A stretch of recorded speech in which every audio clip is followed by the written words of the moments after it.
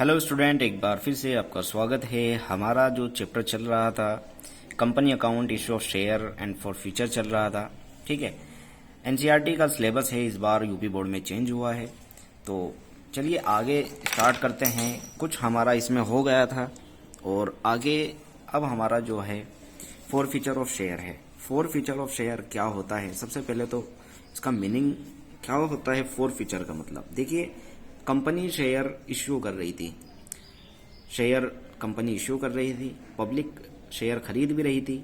लेकिन जब कोई बंदा शेयर खरीद लेता है, भाई पहले कंपनी ने एक प्रोस्पेक्टस जारी किया, फिर उसके बाद लोगों ने उसकी एप्लीकेशन दी और फिर कंपनी ने उसको शेयर को अलॉट कर दिया। लेकिन जब कंपनी मांग करती है कि भाई पैसा जो है किस्तों में लेती है कंपनी कि पैसा आप जमा करा दीजिए, और कोई बंदा ऐसा हो कि वो पैसा जमा नहीं करा रहा, कई बार कंपनी के कहने के बावजूद वो पैसा नहीं जमा करा रहा, तो कंपनी क्या करती है, उसे कम से कम 14 दिन का एक नोटिस जारी करती है कि आपने जो पैसा, जो आपके जो शेयर है उसका जो पैसा है वो जमा करा दीजिए, वरना आपके शेयर फोर फीचर हो जाएंगे। फोर फीचर का मतलब आपके शेयर जब्त हो जाएंगे। तो कंपनी के इस नोटिस के बाद भी जब उसका कोई रिप्लाई नहीं आता तो कंपनी उसके शेयर को फोर फीचर कर लेती है, उसके शेयर को जब्त कर लेती है। जो उसकी अमाउंट आई हुई है कंपनी के पास वो भी कंपनी रख लेती है और उसके शेयर भी रख लेती है। तो ये होता है फोर फीचर ऑफ शेयर। ठीक है, एंट्री किस तरह होती है फोर फीचर ऑफ शेयर की? सबसे पहले forfeiture of share which were issued at par. जब एट पार पर शेयर इश्यू हो तो उसकी एंट्री किस तरह होगी देखिए, सबसे पहले एंट्री होती है इसमें शेयर कैपिटल अकाउंट डेबिट।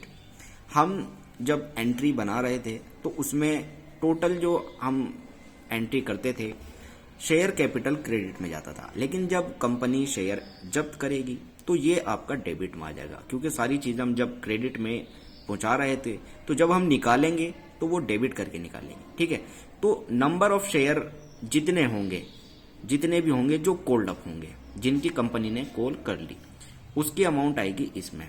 मान लीजिए कंपनी ने 10 रुपए वाले शेयर इश्यू करे और इसमें से 6 रुपए की मांग कर ली, बाकी 4 की मांग नहीं करी, तो यहां पर सिर्फ 6 से गुना होगी। मान लीजिए 100 शेयर है तो 6 से गुना करके 600 रुपए, तो यहाँ 600 आएगा।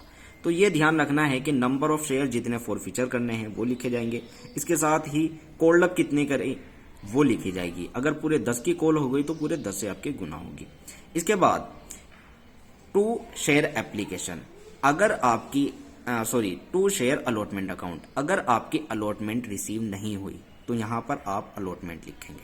अगर अलॉटमेंट रिसीव नहीं हुई, अगर रिसीव हो गई तो यहां पर अलॉटमेंट नहीं आएगी। To share calls account, first call या सेकंड कॉल या थर्ड कॉल, अगर कॉल रिसीव नहीं हुई तो ही ये एंट्री आएगी, अगर रिसीव हो गई तो ये एंट्री नहीं आएगी। To share forfeiture account, forfeiture account में वो अमाउंट आती है जो कंपनी को रिसीव हो गई, जितनी अमाउंट उस बंदे ने पेड कर दी कंपनी के पास आ गई, तो फोर फीचर में का मतलब जब्त हो गया। तो मैंने बताया कि जब्त में उसके शेयर भी रख लेती है कंपनी और उसके पैसे भी रख लेती है। तो जितनी अमाउंट रिसीव हो गई वो आपकी एप्लीकेशन पर कंपनी की रिसीव हो गई, या अलॉटमेंट पर रिसीव हो गई, या किसी कॉल पर रिसीव हो गई, जो पैसा कंपनी को रिसीव हो गया वो आपका फोर फीचर अकाउंट में ट्रांसफर होगा। ठीक है, इसके बाद four feature of share which was issued at premium. Premium पर जब इश्यू हो तो इसकी दो कंडीशन है। देखिए, पहली कंडीशन तो ये है कि आप ये देखें कि कंपनी को प्रीमियम रिसीव हुआ या नहीं हुआ। अगर कंपनी को प्रीमियम रिसीव हुआ तो आप प्रीमियम की एंट्री नहीं करेंगे। ठीक है, और अगर प्रीमियम रिसीव नहीं हुआ तो कंपनी को आप इसकी प्रीमियम की एंट्री करेंगे। एंट्री किस तरह होगी वही सिंपल है, share capital account debit, security premium account debit. देखिए, जब हम एंट्री बनाते थे प्रीमियम की तो ये क्रेडिट में जाती थी, लेकिन रिसीव अगर नहीं हुआ तो ये डेबिट में आ जाएगी। तो सिक्योरिटी प्रीमियम की एंट्री तभी होगी जब प्रीमियम रिसीव नहीं होगा। ठीक है, इसके बाद बाकी एंट्री वही सेम है। टू शेयर अलॉटमेंट अगर रिसीव नहीं हुआ, टू शेयर कॉल्स अकाउंट अगर रिसीव नहीं हुआ, या टू शेयर फॉर फीचर जो कंपनी को रिसीव हो गई अमाउंट। ठीक है, और देखिए अगर कंपनी को रिसीव हो गया, भाई एग्जांपल है कि कंपनी को रिसीव हो गया प्रीमियम का पैसा, तो यहां पर सिंपल एंट्री बनेगी share capital account debit to first call, final call और to share forfeiture account. तो रिसीव हो गया तो आप सिक्योरिटी प्रीमियम रिजर्व की एंट्री नहीं करें। ठीक है, इसके बाद आता है हमारा री issue of share for future share. भाई कंपनी ने किसी के शेयर जब्त कर लिए, कंपनी के पास शेयर आ गए। अब कंपनी अपने पास तो रखेगी नहीं उनको, तो कंपनी क्या करेगी, उन्हें किसी दूसरे बंदे को बेच देगी, तो उसे कहते हैं री इश्यू। तो कंपनी री इश्यू जब करती है, कंपनी के पास री इश्यू करने के भी 3 तरीके हैं। भाई या तो कंपनी एट पार पर करे कि जितने का शेयर था, 10 का शेयर था अगर, तो 10 पर री इश्यू कर दे। ठीक है, कंपनी की मर्जी है। या प्रीमियम पर कर दे, 10 का शेयर था, कंपनी 12 पर री इश्यू कर दे। या कंपनी डिस्काउंट पर री इश्यू कर दे, मान लीजिए 9 रुपए पे रिसीव कर दे। तो एंट्री देखिए क्या होगी री इश्यू की, bank account debit to share capital account, अगर एट पार पर हो। ठीक है, सिंपल एंट्री। अगर प्रीमियम पर हो, bank account debit to share capital account to security premium reserve account. ठीक है, तो देखिए यहाँ प्रीमियम रिसीव हुआ तो प्रीमियम पहुंच गया क्रेडिट में। ठीक है, इसके बाद अगर डिस्काउंट पर कंपनी री इश्यू करती है, bank account debit share forfeiture account debit to share capital account. अब ये जो एंट्री आई है शेयर फॉर फ्यूचर की, ये कहां से आई है?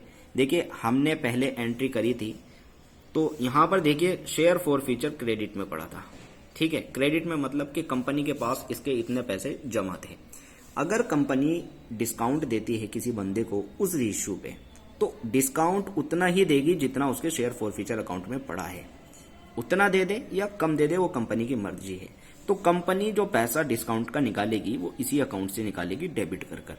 यहाँ तो देखिए क्रेडिट हुआ और यहाँ डेबिट कर कर उसे निकाल लिया। तो बैंक अकाउंट डेबिट, मान लीजिए 10 का शेयर था, तो यहाँ 9 रुपए का बेचा तो 9 से 900 रुपए हो गए। अगर मान लीजिए 100 शेयर भी हैं, और फॉर फ्यूचर अगर 1 रुपए का डिस्काउंट दिया तो 1 से गुना करती 100 रुपए, तो पूरा 1000 हो गया। तो शेयर कैपिटल आपकी 1000 पहुंच जाएगी। ठीक है, तो टू शेयर कैपिटल अकाउंट। तो ये सिंपल एंट्री है।